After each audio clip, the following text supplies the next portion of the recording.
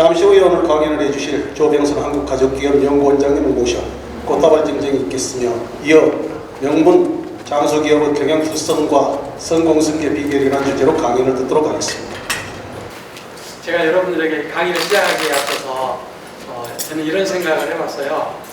대부분이 기업을 하시는 분들이 많다고 제가 알고 있고 또 기업이 잘 되도록 지원하는 기관에 계신 간부들이 많이 계시다는 얘기를 우리 김종호 원장님 통해서 들었습니다.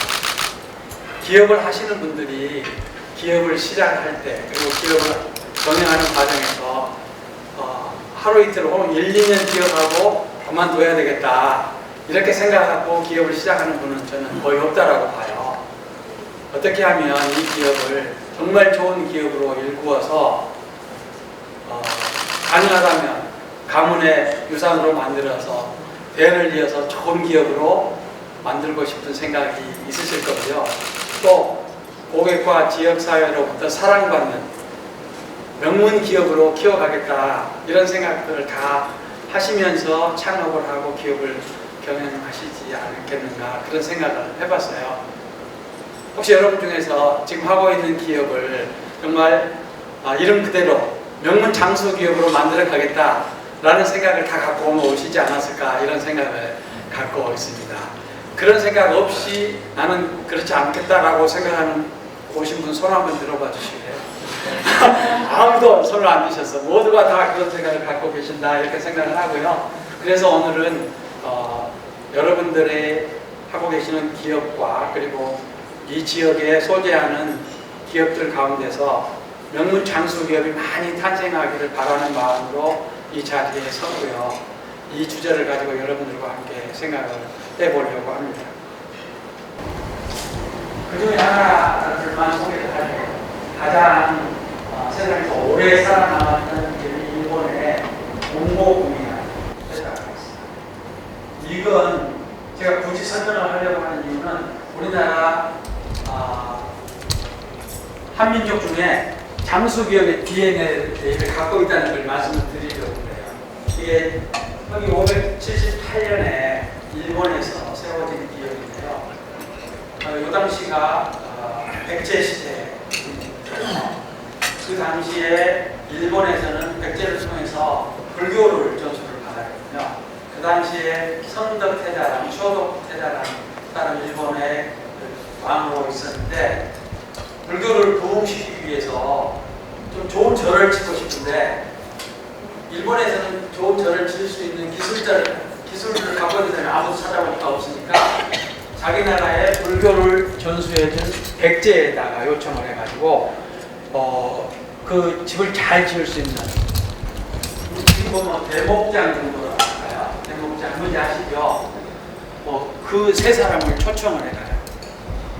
어찌 보면 이 사람들이 해외로 가서 창업을 했던 글로벌 경영의 시초가 아닌가 이렇게 생각을 해요. 그 중에 세 사람이 지금에 있는 여러분 오사카 가시면 사천왕지라고 있어요. 시덴모지라고 하는데 그 절을 잘 지어놓고 그리고 그 중에 이제 공고구미라는 회사를 하나 만들어서 그 절을 잘 지어놓으면 뭐예요? 계속 보수하고 수리하고 뭐 이렇게 해야 되는데 그 당시에 왕이 이 유중광이라는 사람에게 회사를 하나 만들어라. 너는 한국에 가지 말고 여기 남아서 이 사찰을 계속 보수하고 관리하고 하는 일을 해라. 그래서 특별한 특권을 주고 했던 거예요.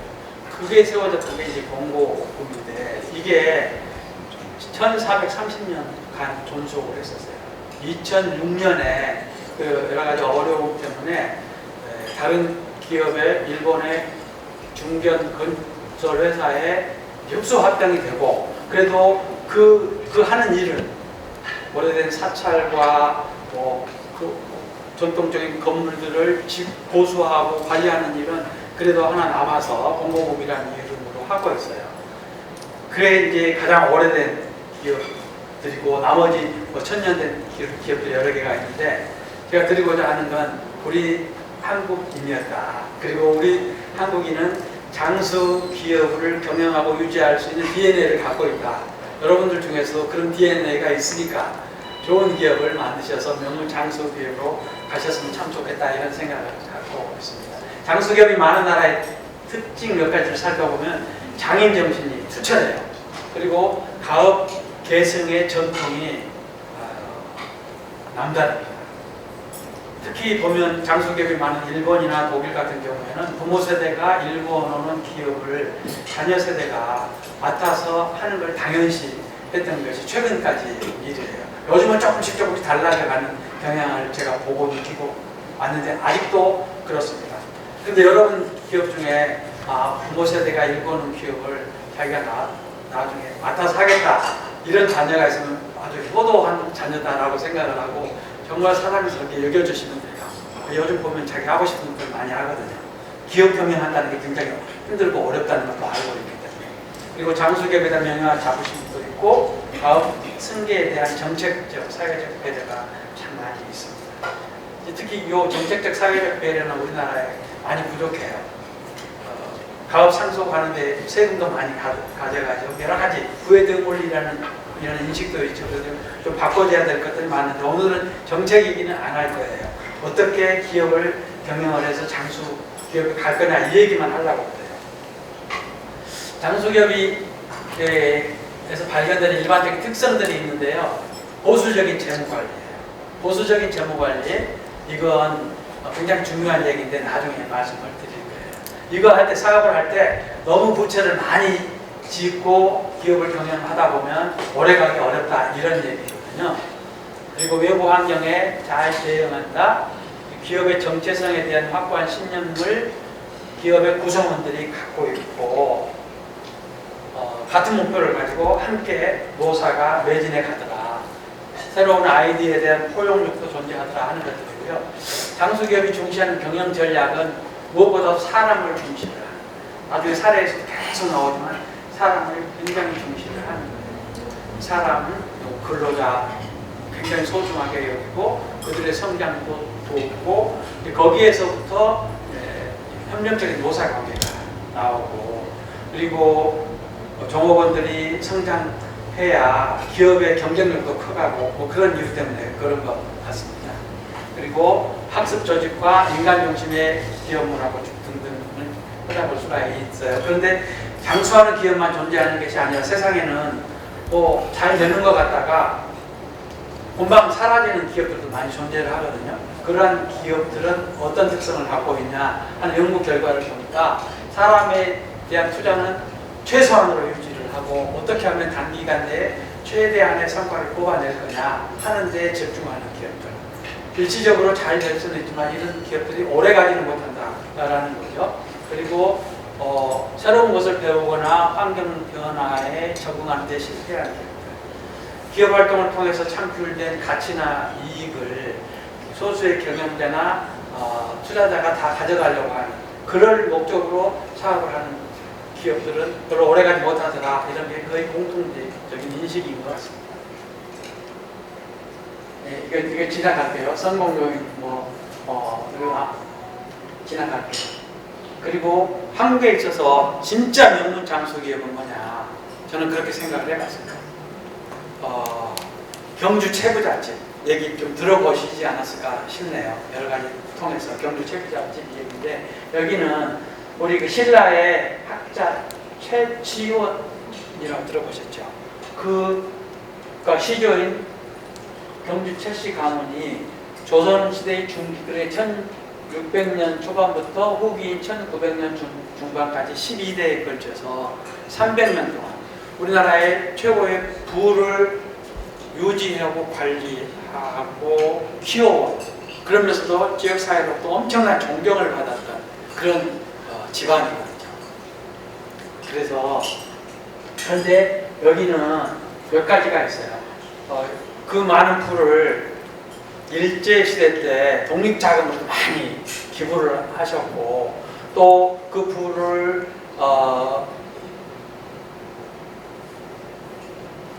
나라의 귀한 일꾼들을 키워야 되겠다라고 해서 지금 영남대학교의 전신인 대학을 설립할 때 거의 모든 부를 다 바쳐가지고 기부해서 했던 그 집안이거든요. 여기서 보니까 그런 게 있어. 여기서 할 얘기는 뭐냐면 그 가정이 또 가문의 후손들이라면 누구든지 지켜야 돼. 어떤 가훈이나 그런 뭐 철학과 가치가 있더라. 그런 것들이 있어야 대를 이은 장수로 간다는 얘기를 하려고 그래요. 거기서 보면 몇 가지가 있어요. 소위 얘기한 현대판 노블리스 오블리주를 실천했던 그런 가문인데 몇 가지가 있어요. 과거를 보되 진사 이상의 벼슬을 하지 마라. 저는 기업하시는 분들은 정치하고 불가근 불가원이다라고 생각을 하거든요. 기업하시는 분들이 정치를 권에 발 디디면 잘 하실 수는 있지만 리스크가 굉장히 크다는 걸 저는 많이 경험을 했고 아마 그런 뜻에서 과거는 보되 진사 이상 벼슬을 하지 말라. 1년에 1만 섬 이상 재산을 모으지 말아라. 흉년에는 남의 논밭을 사지 말아라. 집안에 온 손님은 융숭하게 대접해라. 사방 백리 안에 굶어 죽는 사람이 없도록 하고 가문에 시집온 며느리는 3년 동안 무명옷을 입도록 하라. 뭐 이런 거. 이런 아무튼 그 가문에 속한 가족 구성원이라면 지켜야 될 이런 교훈이 있더라는 거예요. 그런데 나중에 보니까 많은 명문 장수기업들이 서구의 명문 장수기업들이 그런 게 있어요. 가족의 가치와 가문의 구성원이라면 지켜야 될 하나의 그 철학 이런 것들을 다 정하고 있더라. 그래야 나중에 가족들이 안 싸우는 것 같아. 그러면 이제 본론이에요. 서론이 좀 길긴 했는데 그래도 여기까지 올라면 요 앞 얘기는 좀 해야 될 것 같다 생각을 하고 했고요. 독일의 명문 장수기업의 경영과 승계예요. 이 얘기는 특히 사례는 저한테만 들을 수 있는 거다 생각을 하세요. 왜냐면 저만 가서 직접 온갖 어려움을 다 극복하고 가서 패밀리도 만나고 오너 CEO들도 만나고 경영진도 만나고 다 그래가지고 제가 직접 인터뷰해가지고 왔던 얘기니까요. 독일은 장수기업이 많은 나라라고 했죠. 200년 이상 된 게 1800개 정도가 되고요. 히든 챔피언도 많은데 히든 챔피언 중에서 절반 정도가 독일입니다. 세계적으로 해당 분야에서 1에서 3위를 유지하는 그 기업들을 히든 챔피언이라고 하는데 그 절반 정도가 독일 기업이고 그 중에 3분의 1이 100년 이상 된 장수 가족 기업이에요.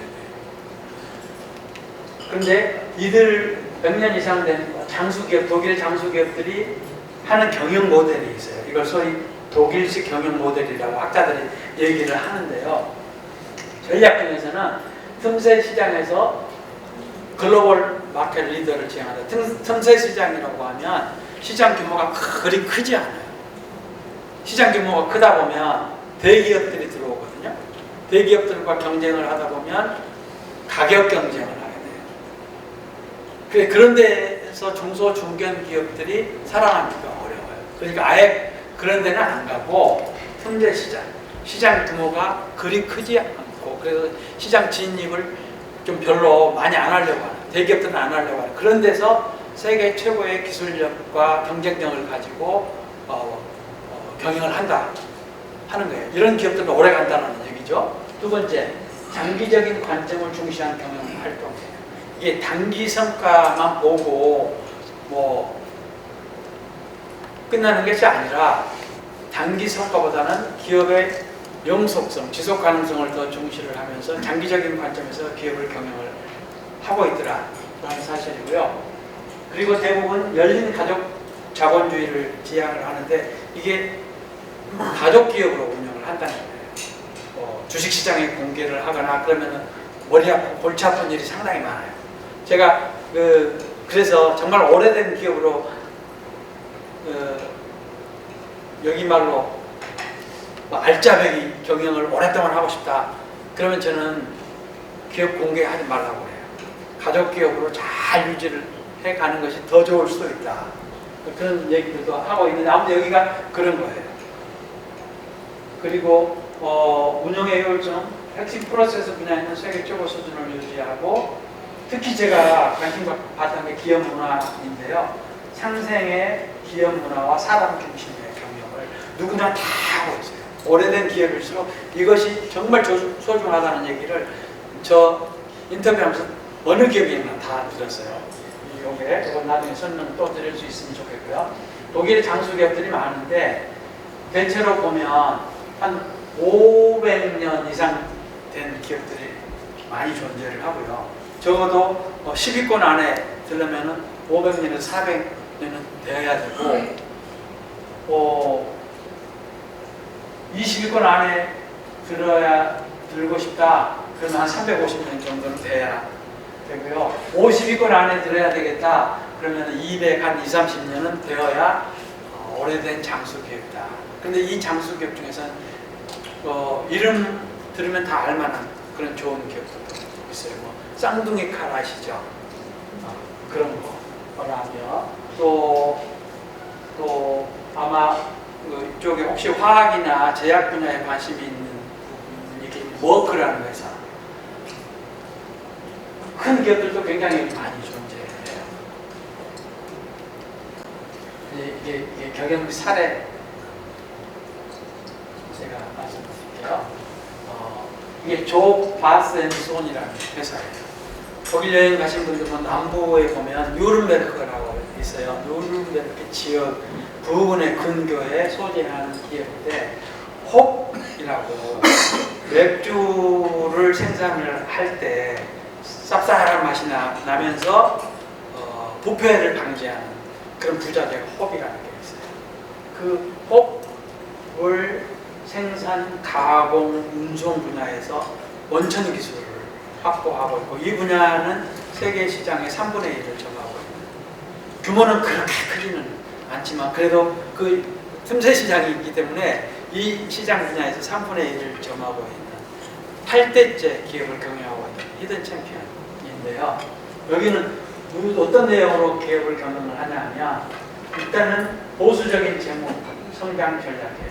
제가 여기 제 사진이에요. 혹시나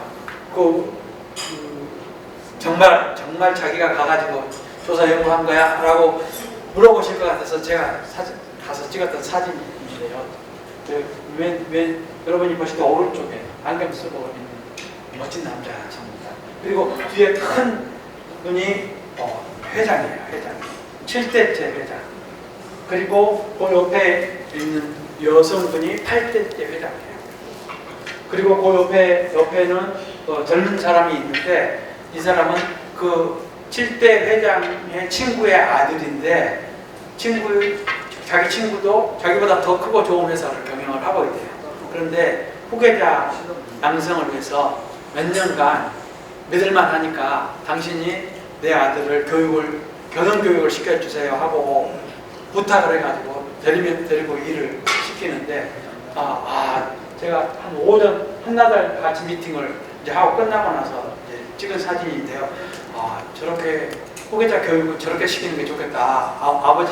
아버지나 어머니가 시키는 것보다 믿을 만한 기업인한테 맡겨서 시키면 훨씬 더 잘 시키겠구나. 그런 생각을 하고 왔는데 제가 미팅을 하고 나서 물어봤어요. 8대째 기업을 경영을 하고 230년 기업을 경영을 했으면 특별한 장수 기업으로서 노하우가 있을 텐데 하나만 얘기를 한다면 뭘 얘기를 할 거냐라고 물어봤더니 자기 자본 충실화라는 거예요.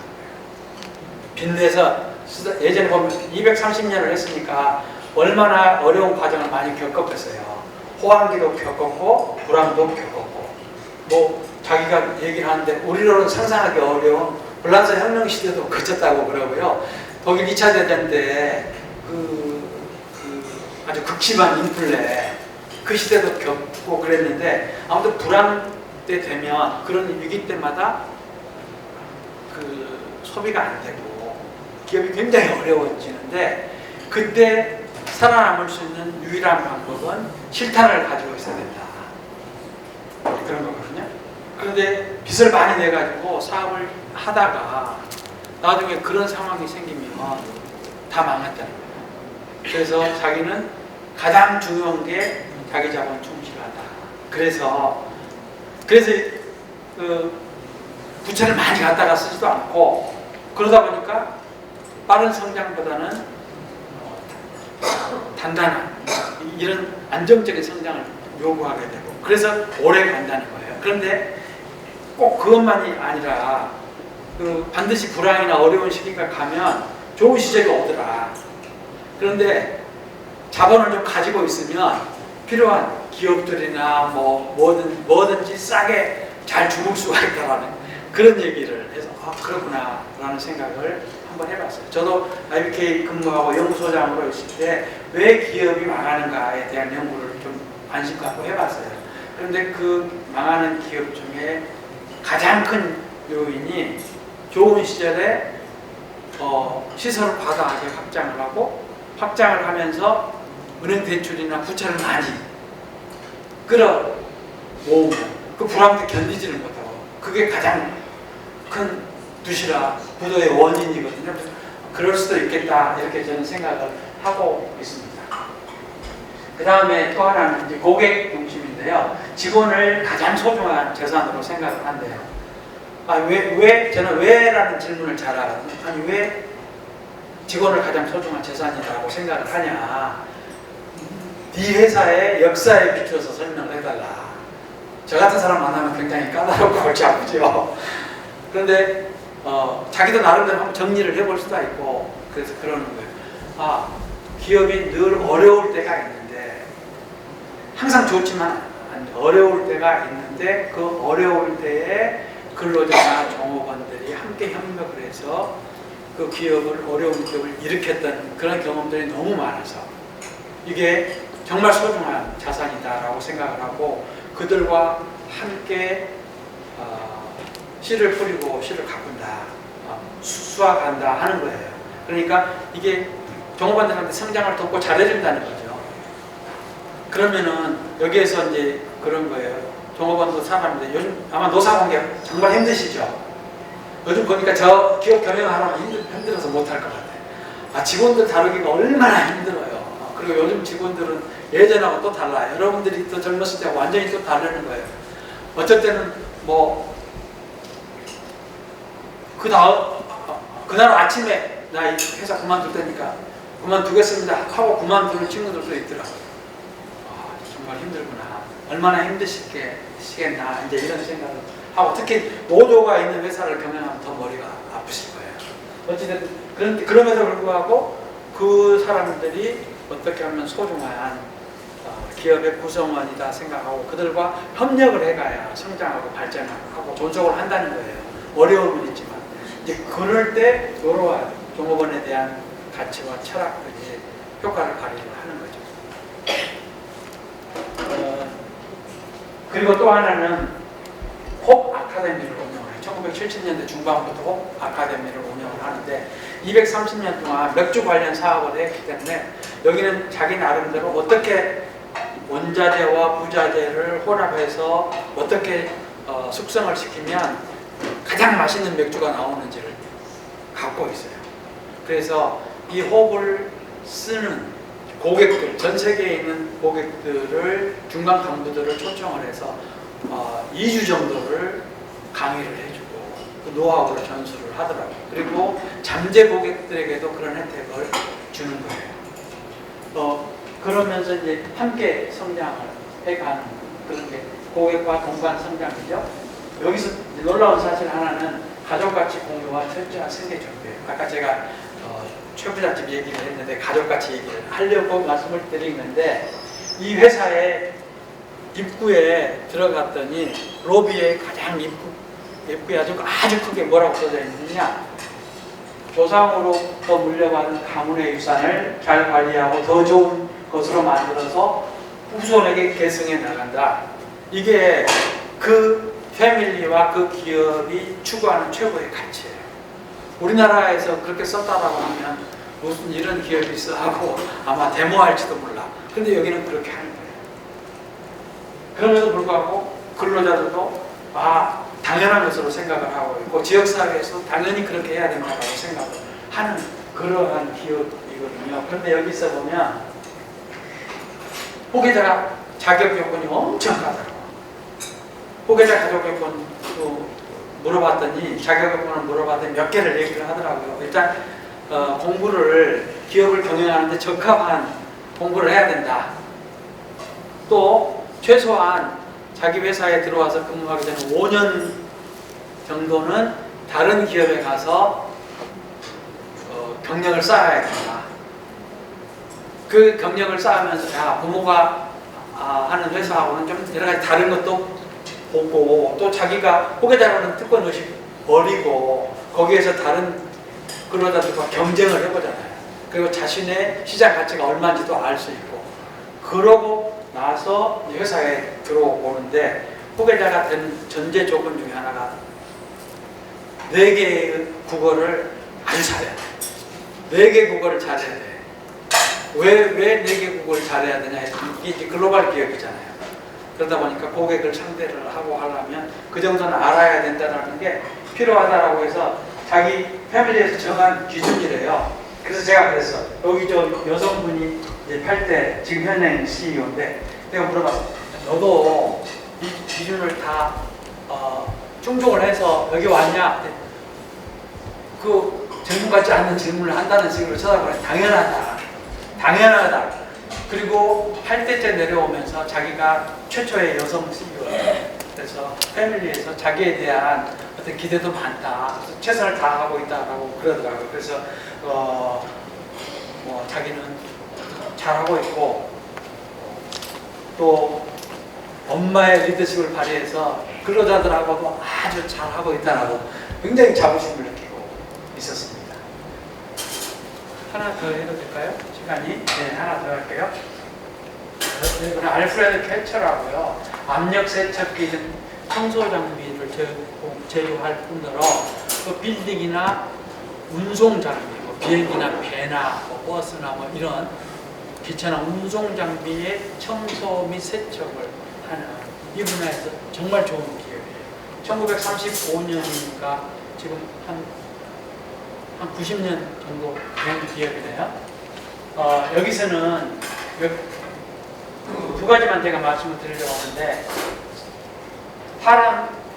거로 된 R&D와 시장 지향적인 혁신을 추구하더라. We convert customer programs into products. 이게 뭐냐면 고객이 안고 있는 문제를 제품화한다. 고객이 어떤 문제를 안고 있느냐. 그러니까 고객의 애로사항을 파악을 해서 고객이 필요한 것들을 기술을 개발을 하고 그것들을 제품화해서 시장에 내놓는다라는 거거든요. 이게 바로 이제 학자들이 얘기하는 솔루션 프로바이더에 한다는 거거든요. 근데 이건 뭐냐면 고객들과 굉장히 친밀을 하고 자주 만나고 그들이 뭘 필요로 하는지를 찾아내서 그걸 그 회사의 R&D 정책에 반영을 하고 기술을 개발을 하고 상품화해서 제공을 하니까 고객들이 얼마나 기뻐해 주겠어요. 우리나라 기업의 경우를 보면 고객이 그렇게 필요로 하지 않는 기술을 개발을 하는 기업들이 저는 꽤 있는 것으로 봤었어요. 특히 정부 R&D 자금 타서 하는 사람들은 별로 상품화하지 못하는 그런 제품을 타가지고 하거든요. 그렇게 하면 R&D 성과가 부족해요. 그래서 정말 고객이 필요로 하는 게 뭐냐를 찾는데 그러려면 고객을 자주 만나야 돼요.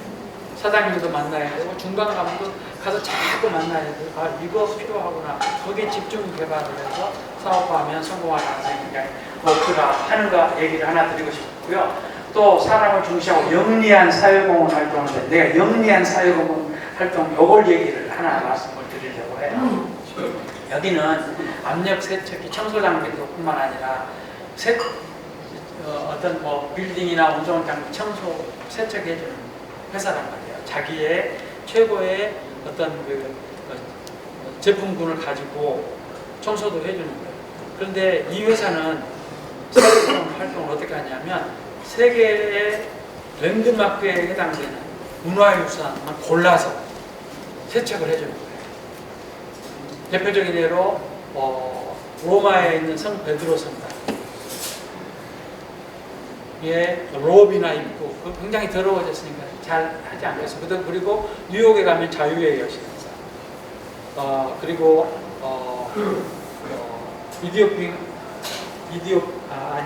아르헨티나에 가면 세계에서 가장 큰 예술상이 있어요. 뭐 그런 거 파리의 에펠탑 이런 데만 골라서 세척을 완전히 깨끗하게 해주는 거예요. 그리고 그 장비와 기술력만 동원하는 것이 아니라 그 분야의 최고의 전문가나 권위자 가치에서 손상되지 않고 복원도 해주고 뭐 그런 걸 해주면서 자기 기업을 알리는 거예요. 돈이 많이 들어가지만 그걸로 해서 엄청난 홍보가 된대요. 우리나라에도 와서 했거든요. 남산에 있는 남산 타워도 세척을 해줬고요. 충주댐에 때가 많이 묻고 이끼가 많이 낀 것들을 아주 깨끗하게 청소를 해줘요. 그래서 좀 알려진 거거든요. 그래서 이런 걸 보면서 제가 그런 생각을 했어요. 아마 여기 계신 사장님들도 사회공헌 많이 하실 거예요. 기부도 하시고 뭣도 하시고. 그런데 제 생각은 다 좋아요. 다 좋은데 좀 영리하게 하시면 참 좋겠다. 네, 마케팅에 도움이 되는 내용으로 기부나 사회공헌 활동을 하면 찾아보시면 다 있지 않을까. 정말 회사의 발전과 성장에 도움도 되고 이미지도 개선되지 않을까 그런 생각을 하는 거예요. 오늘 보니까 우리 또 젊은 기업인도 어디 가서 기부하고 왔다고 그러는데 그게 과연 마케팅에 얼마나 도움이 되는데 끝나면 한번 물어보려고. 그렇게 쓰면은 한정된 재원을 굉장히 효과적으로 활용할 수 있는 효과가 있는 거죠. 없는 것 같고 그냥 쭉 보셔요. 읽다 보면 오래 걸리니까 승계와 관련해서는 잘 준비를 해갖고 후계자들 제대로 해라. 그러니까 얘기하면서 거의 다 드리는 말씀이고요. 이제 여러분들이 처음 시작한 지 얼마 안 되신 경우는 안 되신 대로 또 오래된 기업을 경영하시면 경영하시는 대로 여러분들의 기업이 명문 장수 기업으로 갈 수 있도록 제가 응원을 하고요. 또 여기에 기업 활동을 지원하는 기관에서 오신 분들도 꽤 있더라고요. 이런 관점에서 기업이 잘 되도록 적극적으로 지원을 해주시면 참 감사하겠습니다. 이상으로서 제 강의를 마치도록 하겠습니다. 감사합니다.